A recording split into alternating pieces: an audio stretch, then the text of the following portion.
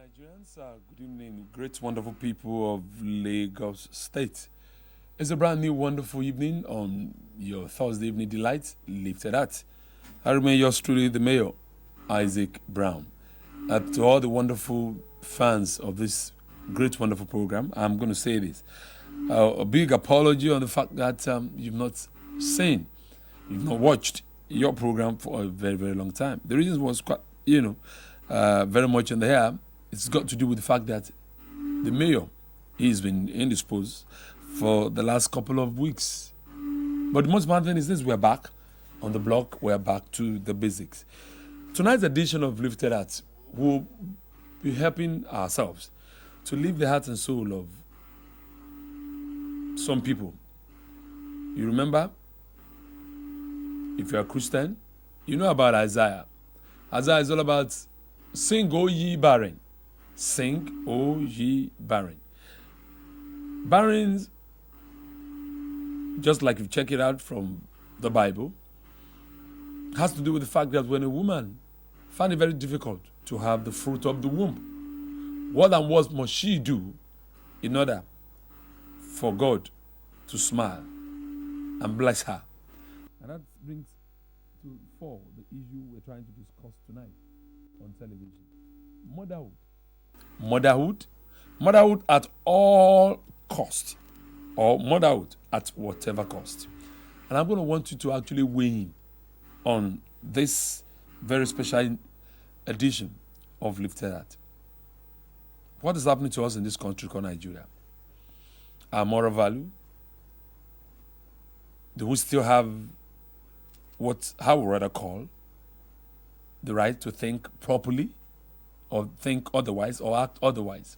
Or how would you explain the scenario that's been playing out in the last couple of weeks from various news reports about people who are very desperate to become a mom and what they would do in order to become a mom?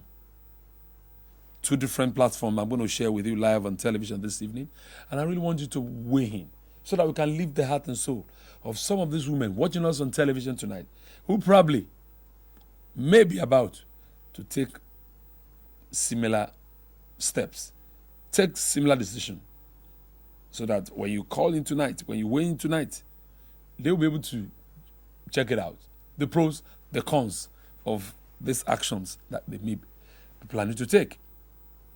It was started with that news report about the fact that in Abia, southeastern Nigeria, police busted her place, a home that was believed to be a home for the orphanage. Yes, the home for those that are believed to be less privileged. But eventually what the police did find shocked a lot of Nigerians. This was a home, from report that we had, where children, babies, are sold. It's just a matter of the money you have. Report had it that for desperate moms, for desperate women looking for babies, they are ready to part with as high as 450,000 naira if the baby is a boy. If it's a girl, it goes a little bit lesser, 300 to 350,000.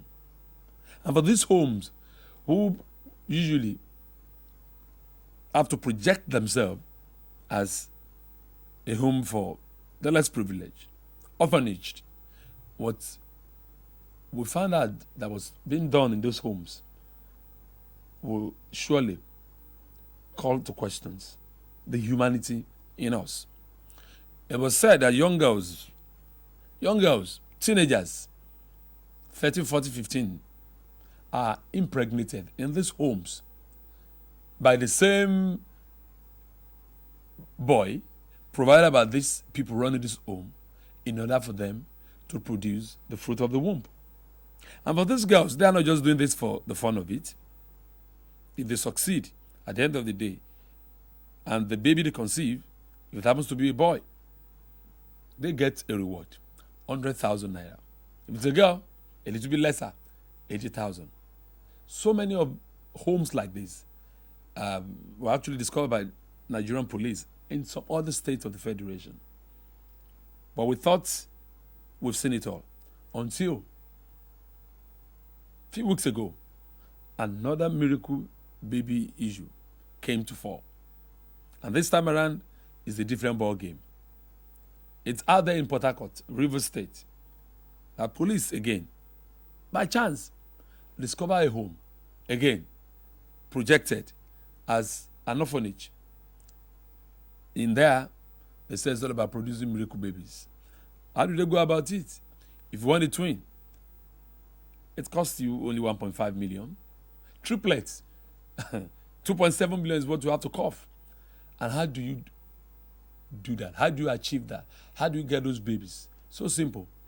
For these homes, what they've been doing for gullible women that have been going there looking for those miracle babies, what they do is so simple. They put into their system concussion that they call special drugs, miracle drugs that will help them conceive. And you know what? After taking those drugs, after taking those concussion, those women are encouraged not to go ahead for any antenatal, not to even report to any formal clinic, because it will truncate the miracle that is about to happen to their lives. So, funnily, the concussion that these women are given usually produce the so-called side effects of a pregnant woman. What happens? Swollen bellies, swollen legs. You've been told not to go to any clinic, no antenatal, or else that miracle won't happen. So these women are encouraged to hold forth for 9 months, after which they will be expected to come into this same home for delivery. Well, so much seems to have been said concerning this Port Harcourt Miracle Home Center. For women who have gone there, who have paid money, who have been giving concussion to the system, whose bellies have swollen up, and the legs as well have swollen up, they believe as they've been told, and after 9 months, they return back to these homes to expect the miracle delivery. When they return to these homes, they're going to report. They are given another set of concussion to help them deliver, to help their system, like the Americans would say, to get it fired up. After taking those concussions, these women will experience the usual pressure peculiar to a woman, a pregnant woman who is about to deliver. And that's where the game begins.